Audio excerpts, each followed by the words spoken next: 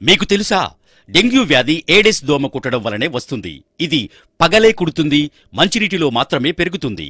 మనకు అవగాహన లేక మన ఇండ్లలో మనమే వీటిని పాత టైర్లు, పూల కుండీలు, కూలర్ల కింద వాటర్లు, ఫ్లవర్ వాజులు, నీటి డ్రమ్ములు, రోళ్లు, వాటర్ పైపులు, పగిలిపోయిన కుండలు, వాడని నీటి సంపులు, పూల తొట్లల్లో పెంచుతున్నాం. డెంగ్యూ వ్యాధి లక్షణాలు: ఈ దోమ కుట్టిన వారంలోపు తీవ్రమైన జ్వరం, తలనొప్పి, కళ్లలోపల పోట్లు, కీళ్లు కండరాల నొప్పులు, వాంతులు, కళ్ళు తిరగడం, ఆయాసం, విరోచనాలు, కడుపు నొప్పి, శరీరం మీద ఎర్రటి దద్దుర్లు లాంటి లక్షణాలు కనిపిస్తాయి.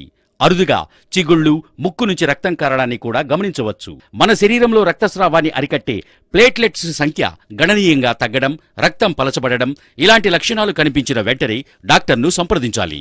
డెంగ్యూ సోకిన వ్యక్తి 1-2 వారాలలో తిరిగి కోలుకుంటాడు. అప్పటి వరకు విశ్రాంతి తీసుకుంటూ మంచి ఆహారం మరియు పండ్లు, పండ్ల జ్యూస్, మంచినీరు, ఓఆర్ఎస్ లాంటి ద్రవ పదార్థాలు ఎక్కువగా తీసుకోవాలి. మీ ఆరోగ్యం మీ చేతుల్లోనే. డెంగ్యూ వచ్చాక తీసుకునే జాగ్రత్తల కంటే డెంగ్యూ రాకుండా ముందుగానే జాగ్రత్తలు తీసుకోవడం మంచిది. డెంగ్యూ నిర్ధారణ పరీక్షలు ఎలిసా ప్రజలను భయభ్రాంతులకు గురిచేయరాదు. డ్రైడే మంగళ శుక్రవారాలలో డ్రైడే పాటించాలి.